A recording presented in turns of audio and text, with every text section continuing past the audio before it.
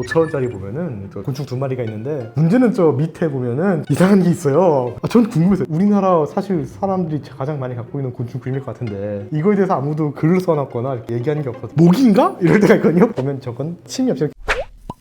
네, 안녕하세요. 갈로아라는 필명으로 만화 그리고 곤충 하고 있는 갈로아라고 합니다. 엄청 많고요. 되게 자연물이 아름다운 나라들 있잖아요. 막 피지 이런 데 있잖아요. 그런데 되게 멋있는 데 있고 저 생각해보니까 갖고 있습니다. 최근에 스위스를 갔는데 물론 자산 관리를 하러 간 건 아니고 벌레 보러 갔는데 스위스도 화폐에 곤충이 있습니다. 무려 산호랑나비 파필리오 메이천이라가 있는데 나비 있잖아요. 나비 나방이 레피도프테라인데 걔네들의 가장 근본이 되는 종입니다. 그래서 가장 근본이 되는 곤충을 화폐에 그려놨길래 아주 뿌듯합니다. 우리나라에도 있어요. 산호랑나비라고. 스위스 지폐에 곤충이 하나 더 있어요. 스위스 천프랑에 개미가 그려져 있습니다. 아주 멋있는 개미가. 문제는 스위스 천프랑이 우리나라 돈으로 140만 원에서 150만 원 합니다. 단일 지폐로 가장 비싼 화폐가 스위스 천프랑인데 저걸 갖고 싶다라는 맨날 생각을. 하물며 사람들이 그림 150만 원짜리 사서 집에다 걸어놓는데 지폐 150만 원짜리 큰맘 먹고 환전해가지고 이렇게 액자에 걸어두면 얼마나 멋있을까라는 망상을 하고 있는데 우리나라도 있죠. 500원짜리 학도 있고 벼도 있고 이런데 5,000원짜리 보면은 조그맣게 잘 보면은 곤충 2마리가 있는데 나비랑 있고 정체불명했던 곤충이 있습니다. 그거 이제 얘기해야 할 게 많습니다. 5,000원권의 주인공이신 이이님의 어머님이신 우리 5만원권에 그려진 침상인당께서 이제 시와 서예에 능하다 말 하시잖아요. 그래서 그림을 잘 그리셔서 초충도를 그리신 게 있는데 그 초충도를 따서 이제 5,000원권에 넣은 거죠. 근데 거기에 그냥 그려져 있던 그림인데 문제는 그거예요. 저게 뭐냐? 전 궁금해서 이거를 아무도 우리나라 사실 사람들이 가장 많이 갖고 있는 곤충 그림일 것 같은데 이거에 대해서 아무도 글을 써놨거나 이렇게 얘기하는 게 없어서 되게 신기했어요. 근데 보면 좀 얘기할 게 많습니다. 일단 나비는 확실히 뭔지 보여요. 꼬리명주 나비예요. 조선시대 사람들이 그림 그려보면은 딱 특징을 잡고 그려가지고 이거 황라사마귀, 이거 처목날개 메뚜기, 이거 딱 보입니다. 그 종 수준으로 딱 알아볼 수 있게 그 날개의 색깔의 무늬라든가 아니면은 뭐 여기 다리에 있는 반점이라는 걸 다 그려놨기 때문에 붓으로 그려놓은 것 같아서 보여도 이 특징을 다 그려놔가지고 구분이 되는데 일단 나비는 꼬리명주 나비거든요. 왜냐면은 보면 하얗고 꼬리가 길고 그 다음에 가로 이렇게 그 무늬가 있는데 심지어 수컷이에요. 왜냐? 암컷은 좀 짙고 우리끼리 해가지고 이거는 꼬리명주 나비의 수컷이구나라고 알 수 있는데 문제는 저 밑에 보면은 이상한 게 있어요. 사람들이 모기인가? 이럴 때가 있거든요. 보면 5,000원권에 모기가 있지 이런데 모기는 아닐 거예요. 왜냐면 보통 이제 초충도는 풀과 그거에 어울리는 나비, 풀벌레가 그리기 때문에 아마 여치일 수가 있어요. 설마 모기를 그려놓겠습니까? 근데 모기 같아 보여요. 왜냐면 이게 주둥이도 있는 것 같고 다리도 길고 이래가지고 모기 같아 보이는데 이거는 아마 여치 않은 귀뚜라미로 보입니다. 왜 그러냐면은 일단 다리가 이렇게 꺾여 있고요. 다리 꺾인 게 보면은 뒤에 기다란 게 이게 절대 또 확장된 또 다른 그 다리가 아니라 산란관이에요. 산란관. 암컷 산란관을 그려놨어요. 그리고 더듬이를 긴데 물론 실제 귀뚜라미 더듬이 더 긴데 그런 거를 초충도에서 절대 고증해서 그리진 않더라고요. 더듬이는 그냥 길면 이 정도만 그리지 하고 그런 게 되게 많습니다. 실제 제가 모기였다 그러면 더듬이 더 솜털같이 그려야 됩니다. 그렇기 때문에 절대 모기는 아니고 그리고 모기라면 이렇게 더듬이 있고 한 번 더 이 침이 있어야겠죠. 그러니까는 보면 저건 침이 없이 그냥 더듬이가 달려 있고요. 그래서 귀뚜라미 같은데 땅에 있는 귀뚜라미 흔한 게 몇 개 있거든요. 우리나라에 뭐 극동 귀뚜라미, 뭐 알락 귀뚜라미, 야산락 귀뚜라미, 왕 귀뚜라미 이렇게 있는데 그거 치고는 되게 얄쌍하고 그리고 얼굴이 되게 이렇게 앞으로 좀 튀어나와 있어요. 전구식 입이라고 하는데 입이 좀 튀어나와 있거든요. 그런 귀뚜라미가 긴꼬리라고 있어요. 긴꼬리는 우리나라에 2종 있는데 긴꼬리랑 폭날개 긴꼬리라고 있습니다. 근데 이 선생님이 사셨던 곳이 강릉이잖아요. 폭날개 긴꼬리보다는 그냥 긴꼬리일 수가 있다라는 제 생각이 있습니다. 그렇기 때문에 그냥 긴꼬리가 좀 더 흔하기도 하고요. 그래가지고 저건 긴꼬리라는 그게 아닐까. 실제로 긴꼬리는 풀에 많이 붙어있는 저 초록색 귀뚜라미입니다. 그래가지고 되게 얄쌍하고 풀에 붙어있는 예쁜 귀뚜라미예요. 그래서 소리도 되게 예쁘고요. 리리리링 리리리링 이렇게 울고 재밌는 게 얘네들이 미국종 같은 경우는 온도 귀뚜라미 이렇게 불러요. 왜 그러냐면 물론 뭐 스노우 화이트 크로켓 이렇게 부르긴 하지만은 얘네가 온도에 따라서 울음소리가 빨라졌다가 느려졌다 이렇게 해요. 그래서 1분 동안 얘네가 몇 초인지 카운트 하면은 지금 몇 도인지 알 수 있다 같은 그 공식이 있어요. 그래가지고 이제 그런 재밌는 특징을 갖고 있는 되게 예쁘고 얄쌍한 귀뚜라미입니다. 그래서 제 생각에는 긴꼬리다. 여러 가지가 있는데 일단은 곤충학자들이 짓지만은 이게 민속적인 이름과 그냥 학명 여러 가지가 있는데요. 돈벌레 뭐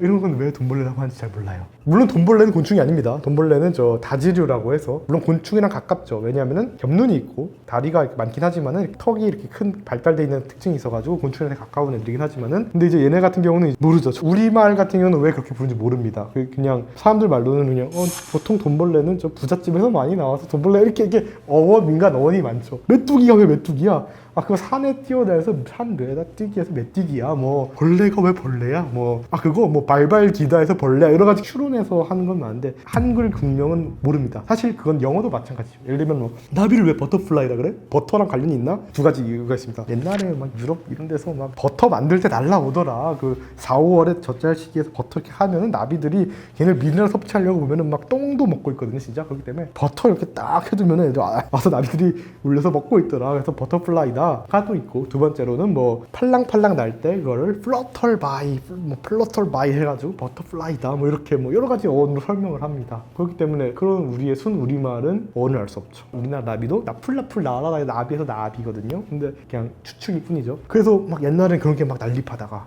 모르니까. 그래서 누구는 동네마다 다르잖아요. 막 예를 들면 귀뚜라미 어릴 때 땅벌레라 부르거든요. 땅벌레 하면은 그 왜 땅벌레고?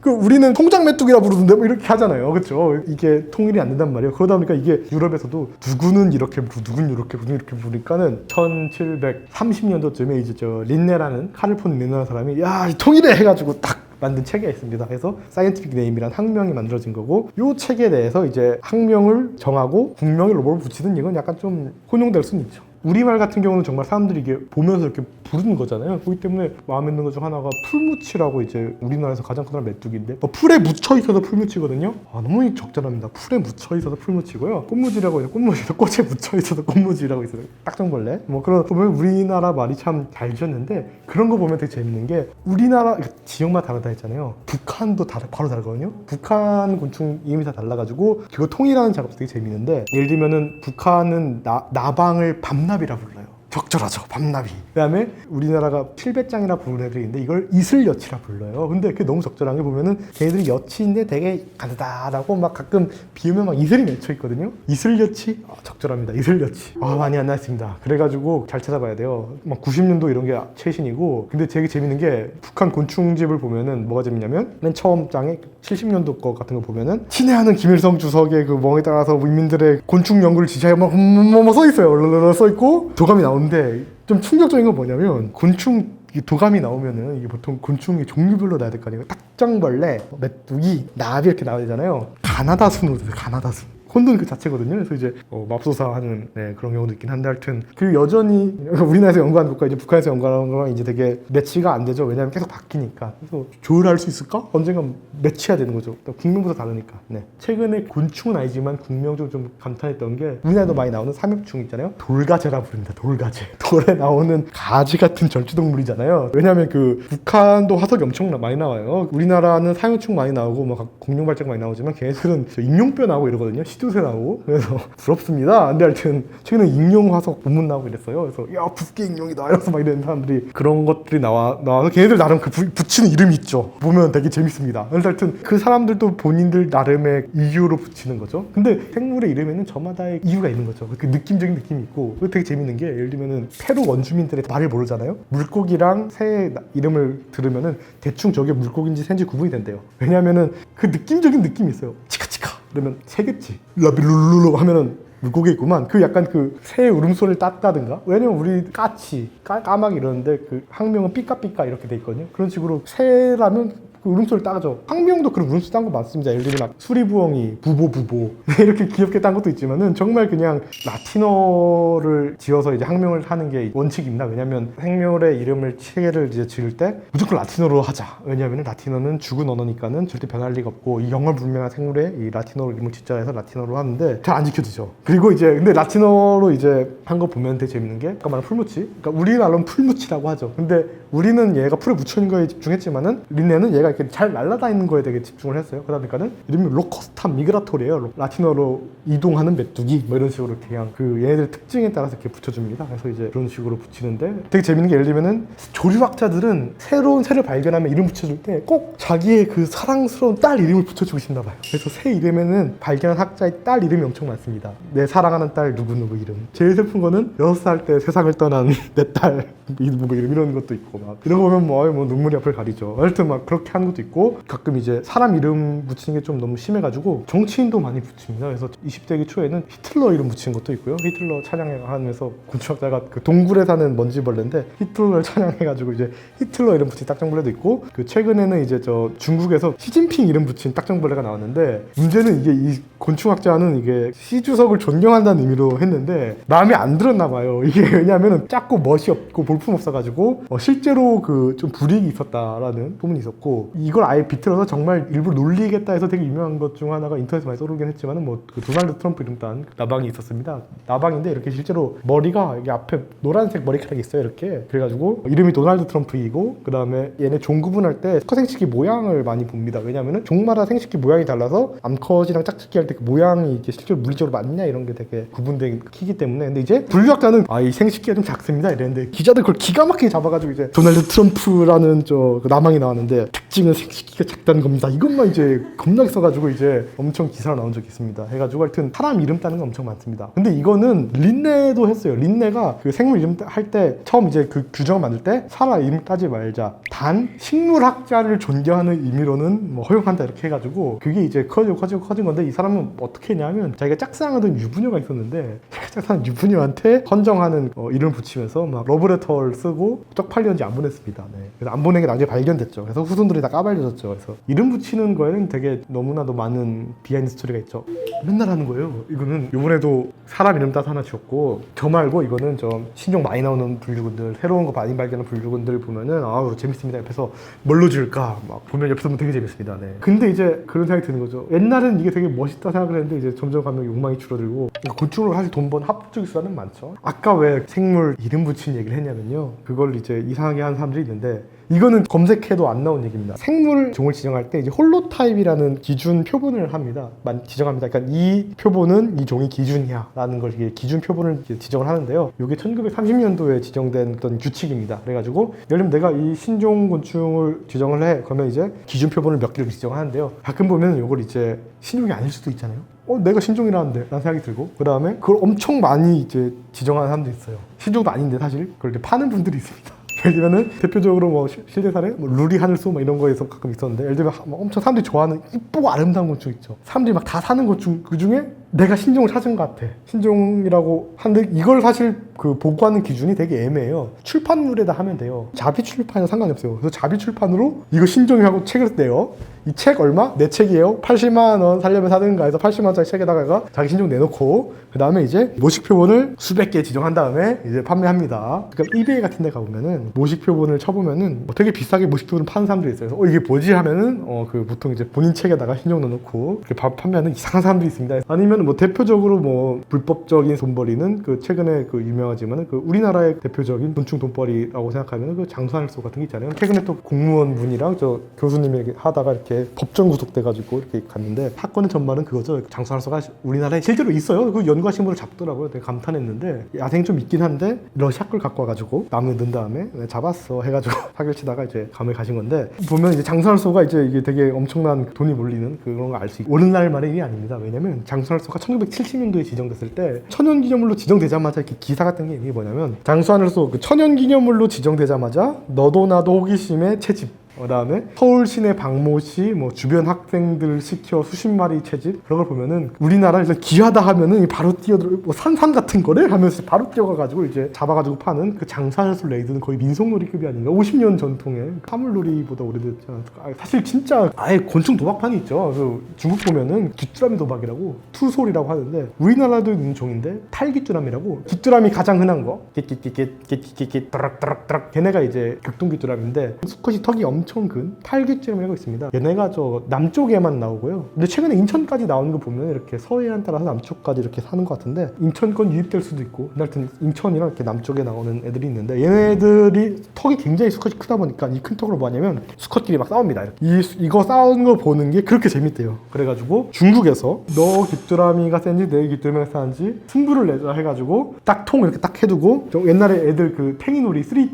고슛 하듯이 이렇게 투기장을 열면은 막 싸우는데 그걸로 수억이 왔다 갔다 하고 한답니다. 그래가지고 좀만 찾아보면은 정말 그 상하이 도박판에서 막 아저씨들이 진지하게 귀뚜라미로 막 이러고 하는 거 볼 수 있고요. 그리고 막 뒷주라미로 아파트 딴 할아버지 막 인터뷰도 있고요. 역사와 전통을 자랑하는데 이게 송나라 때부터 있었던 도박이래요. 그러니까는 1000년 넘는, 사실 도박 이전에 중국은 옛날부터 수라미를 이렇게 갖고 다니면서 그냥 들었대요. 최초의 MP3 같은 거죠. 그러니까는 이렇게 뒷주라미 통을 이렇게 차고 다니면서 소리가 좋구나 하면서 하다가 소리가 시원찮네 하면 빼가지고 다른 거 소리 좋은 거 넣어가지고 듣고, 볏짚으로 이렇게 엮은, 그리고 좀 비싼, 이제 잘 사시는 분들은 나무통으로 된 멋있는 거, 정말 아이폰처럼 생겼어요 진짜. 드럭드럭 해가지고 귀뚜라미 넣어가지고 이렇게 귀뚜라미 이렇게 들고 다니다가 이제 네 귀뚜라미 그렇게 좋다고? 내 귀뚜라미가 더 센데? 하다가 이제 이렇게 싸우는 거죠. 이런 문화가 발달했다고 해요. 그래가지고 이제 그 삼국지 좋아하시는 분들은 좀 많이 보실지 모르겠는데, 삼국지 드라마 최근에 나온 거 보면 많이 나와요. 조조가 니 뭐하니? 이러니까 내 귀뚜라미를 챙기는 중입니다 막 이러고 있고, 막 그 유비 아들이 막 제 귀뚜라미 챙겨야 돼요 막 이러고 있고, 막 그 귀뚜라미들이 되게 많이 나옵니다. 하여튼 옛날부터 중국 사람들이 귀뚜라미를 좋아했고요. 하여튼 그 귀뚜라미 도박이 오늘날까지 되게 남아있어가지고, 경기 전에 막 어떻게 키우는가, 얘네를 어떻게 훈련하는가, 그 싸움 대비 막 경기 전날에 막 굶기고 막 그 훈련시키고, 그 챔피언 귀뚜라미는 막 수억 원에 거래가 되고요. 그 다음에 그 챔피언 귀뚜라미 자손들이 막 수백만 원에 거래되고, 이런 불법적인 판도 있고요. 근데 이제 뭐 합법적인 것도 많죠. 아까 말씀드렸듯이 뭐 양봉을 한다든가, 아니면은 뭐 곤충 키워서 농장 한다든가. 이게 왜 곤충 농장이 되게 핫하냐면, 곤충 농장 여러 가지가 있죠. 뭐 미럼을 키우는 것도 있고, 뭐 귀뚜라미도 있고, 뭐 여러 가지 있지만, 뭐 사슴벌레 장수풍뎅 있고, 옛날에는 일본에서는 8cm 넘는 사슴벌레가 1억 4천만 원에 팔린 적이 있어요. 옛날에 영상에도 소개된 적이 있는 것 같은데, 그런 정도로 되게 커다란 사슴벌레는 이게 거부가 같이, 그 흔히 말하는 거부가 같이 사업이죠. 그러다 보니까는 뭐 여러 가지 수단으로 벌죠. 전 제일 인상 깊게 사람들이 얘기하는 게 곤충 테마주가 있다. 곤충 테마주는 뭔가? 그래서 그러니까 주식하시는 분들이 좋아하는 얘기죠. 그러니까는 뭐 곤충이 뭐가 대발생했다, 뭐 빈대가 났다 이러면은 오르는 테마주가 있다. 그래요? 그러니까 우리가 잘 아는 그 방충업체는 가족 경영 그 비상장 회사인데, 그 가끔 농약 만드는 회사들 갑자기 이상하게 떴다 하면은 막 오른다더라 해서, 저렇게 곤충으로 돈을 버는 분들이 있구나. 그러니까 곤충에 관심 있는 분들은 그런 거에 또 관심 있는 거죠. 그래서 이제 뭐 별의별 합법적이죠. 그쵸. 네네네. 충분히 가능하겠죠. 왜냐면 저는 최근에 장사를 잘 하시는 걸 보고 되게 감탄을 했어요. 하루에 막 200만씩 팔리는 걸 보면서. 장수풍뎅이가 왜 잘 팔리냐면, 사슴벌레는 그 수명이 길어요. 의외로 약간 쫄봅니다. 활동성도 적고, 장수풍뎅이 일단 되게 활달하고요, 크고요, 그 다음에 사육이 쉽고요, 대량으로 이렇게 키우면 됩니다. 그러니까 사슴벌레는 지들끼리 잡아먹을 수 있어요, 심지어. 그렇기 때문에 개별적으로 사육하면서 또 오래 키워야 돼요. 애벌레가 이제 성충이 되면은 얘네들이 오래 살기도 하거니와 산란량도 적을 수도 있고, 그 다음에 산란목 이런 거 따로 넣어줘야 되는데, 장수풍뎅이는 그냥 톱밥에 그냥 쫙 넣는 다음에 애들이 막 끓고, 나중에 지들끼리 짝짓기 하면 또 그 톱밥에 그냥 다시 산란을 해요. 훨씬 사육이 쉽고요, 그러니까 생산량이 좋고요, 그 다음에 아이들한테 놔뒀을 때 장수풍뎅이가 훨씬 더 크고, 그 다음에 훨씬 더 활동성이 좋아가지고 키우는 맛이 훨씬 나요. 이 젤리 넣어주면요, 사슴벌레 별로 먹지도 않거든요. 근데 막 장수풍뎅이 막 한 그릇 뚝딱 하고 이런 거 보면은, 야 역시 우리 장풍이야, 한 그릇 하나 더 먹으렴 이러면서 막 그 장수풍뎅이가 훨씬, 저도 역시 장수풍뎅이 좋아하기 때문에 그 키우는 맛이 있습니다.